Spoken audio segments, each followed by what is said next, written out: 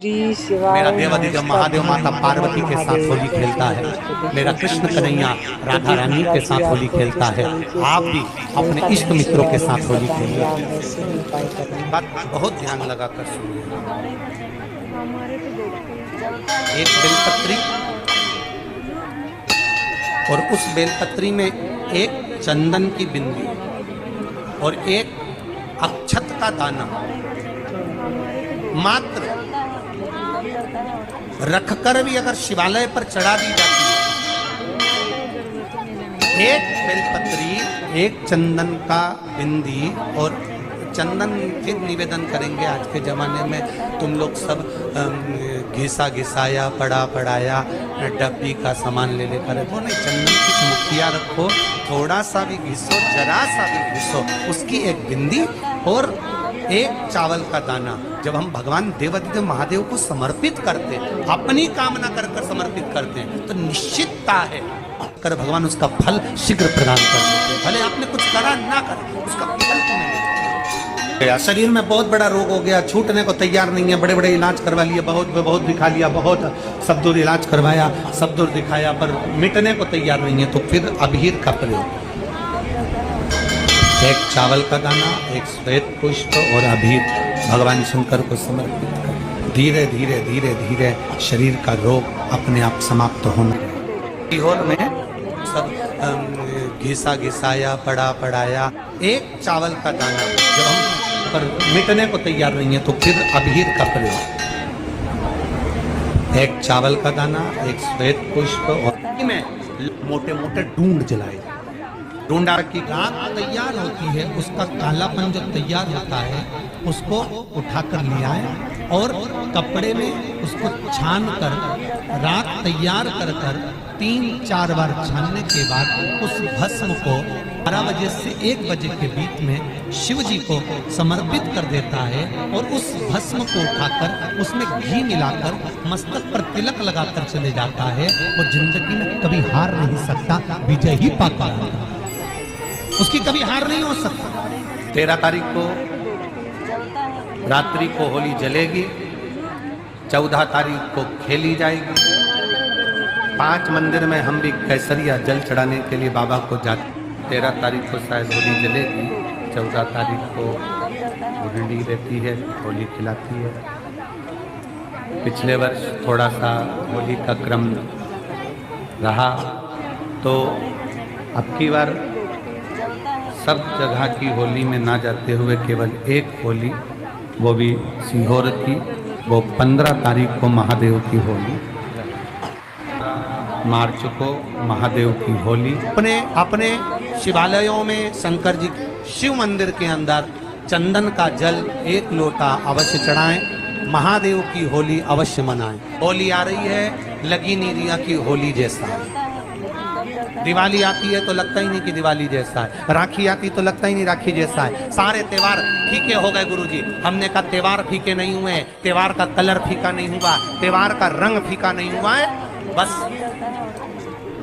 त्योहार वही है, गुलाल वही है, मिठाई वही है, गुजिया पपड़िया वही है, खुरमे चकरी वही है, पपड़िया वही है, गुजिया वही है, इंसान वही है। बस बाजार में से जो रौनक समाप्त नहीं हुई है, रौनक आपके भीतर की समाप्त हो गई। आपके भीतर इतनी ईर्ष्या भराती गई, इतनी ईर्ष्या भराती गई, इतनी ईर्ष्या भराती गई कि वो ईर्ष्या के कारण, उस अहंकार के कारण, उस अहम के कारण तुम एक दूसरे से मिलना पसंद नहीं कर पाते। पहले के लोग कहते थे हमारे यहाँ जब होली होती थी इतने लोग आते थे, मिलने जाते थे, गुलाल लेकर जाते थे। आजकल तो कोई दिखता नहीं है। कारण केवल इतना सा है, तुम्हारा अहंकार, तुम्हारा ईगो, तुम्हारा अभिमान तुम्हें अपने घर से बाहर नहीं निकालता। तुम घर से बाहर नहीं निकलते अपने अहंकार के कारण, अपनी काया के कारण, अपनी अभिमतता के कारण आप दूसरे से मिलना पसंद नहीं करते। जरा सा कोई ने कलर लगाया तुम्हें क्रोध आ गया, जरा सा किसी ने गुलाल लगाया तुम्हें गुस्सा आ गया, जरा सा कोई आया भाभी जी भैया जी करके गुलाल लगा गया, तुम न न न न न न न न कहाँ जाओ। इतने वीआईपी हो गए, इतने वीआईपी हो गए, इतने वीआईपी हो गए कि अपने त्योहारों से भी दूर हो गए। मेरा निवेदन है, होली का त्योहार आ रहा है,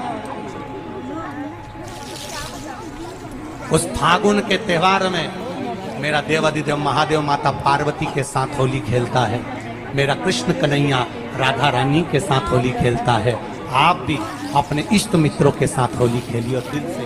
अरे सीहोर जिले में एक होली होती थी, उस होली का नाम हमने पिछली बार बदल दिया था। कौन सी होली कर दी थी? महादेव की होली।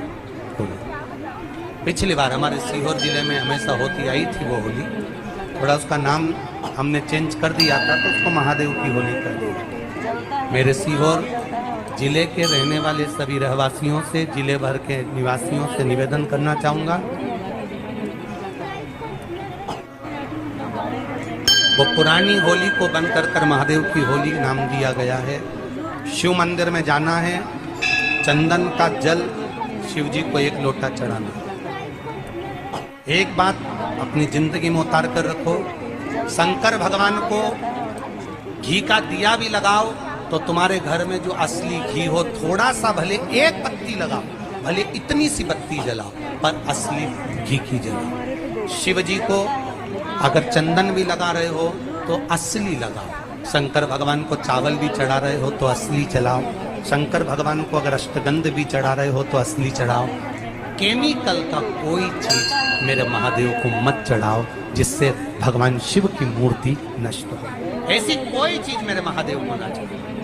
अगर शंकर भगवान के साथ आप होली खेल रहे हो तो चंदन का पानी शंकर भगवान को चढ़ाइए, अष्टगंध का जल भगवान शिव को चढ़ाइए।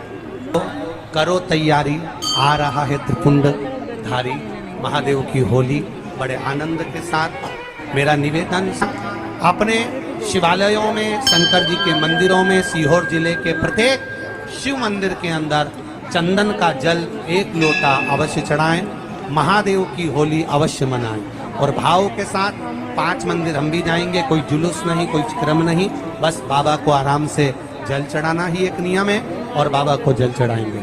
आप सब बड़े आनंद के साथ महादेव की होली का स्मरण करिए। महादेव की होली के दिन और बेलपत्री की जड़ के नीचे जाकर प्रयास करा करो कि लाल चंदन का जल, लाल चंदन को घिसकर कलश में उस चंदन को डालकर जल भरकर उसको बेलपत्री की जड़ के नीचे सींचन करने का प्रयास करो।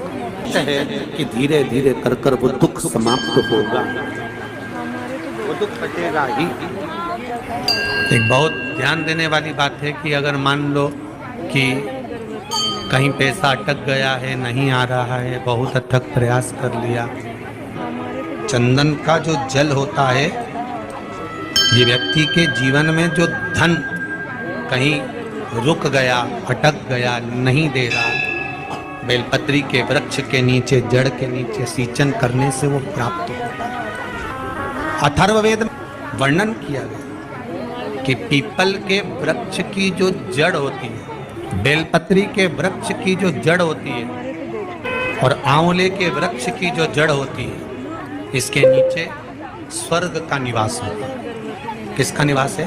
स्वर्ग का निवास। जहां पर ये वृक्ष होता है और उस वृक्ष के नीचे बैठकर हम जब किस जल का सींचन कर रहे हैं, जैसे अभी आपको कहा था कि जल में अगर लाल चंदन मिला हो और आप बेलपत्री के जड़ में सींचन कर रहे हैं तो लक्ष्मी की आवक बढ़ेगी। कहीं पैसा अपना अटक गया, नहीं आ रहा, आएगा। पीपल की जड़ में इत्र का जल, पीपल की जो जड़ होती है उसमें इत्र का पानी, थोड़ा सा जल, उसमें थोड़ा सा इत्र का भाग हो महाराज, और आप भगवान पीपल देव, पिपलेश्वर महादेव का स्मरण कर कर पीपल की जड़ में अगर जल चढ़ा रहे हैं और मान लो शरीर में कोई कष्ट हो गया है, शरीर में कोई रोग हो गया है, कोई मालूम पड़े ये हाथ 4 दिन से दुख रहा है या 4 दिन से ये नस दब गई है या ये कमर दब रही है, तो आप 2-4 दिन कर देखो। कलश के अंदर जल, जल में इत्र का थोड़ा सा भाग, पीपल की जड़ के नीचे आप उसका सींचन करिए पिपलेश्वर महादेव के नाम से। उस जल को थोड़ा सा भाग लेकर आ जाओ उसी में से जो चढ़ाया है, और उस स्थान पर जहां कष्ट है उसको लगाना प्रारंभ करिए। 2 दिन 3 दिन कर देखो, प्रैक्टिकल करने में क्या जाता है, सीवर वाला महाराज झूठ बोल रहा हो तो। कभी कभी अगर ऐसा लगे जीवन में कि दुख बहुत ज़्यादा आ गया है, बहुत तकलीफ आ गई है, तो लाल चंदन को घिस कर उस लाल चंदन का लेपन भगवान शंकर पर कर कर फिर पानी चाहिए। अगर कोई संकट भारी है और निकट, जैसे किसी नारी का गर्भ नहीं ठहर रहा, 15 साल हो गए, 20 साल हो गए, 25 साल, जैसे इसने लिखा एक माता ने कि 18 साल की बेटी हो गई थी पर संतान में पुत्र नहीं, तो उसने भाव से कथा सुनी। ऐसे आपके भीतर अगर 20 साल हो गए, 25 साल हो गए, 30 साल हो गए, संतान का सुख ही नहीं है, लाल चंदन का लेपन बाबा भोलेनाथ पर करना प्रारंभ करो। पीठिका पर लाल चंदन का लेपन करना प्रारंभ करो। लाल चंदन से बाबा का श्रृंगार करना प्रारंभ करो। एक बेलपत्री पर लाल चंदन, दोनों पत्ती नीचे वाली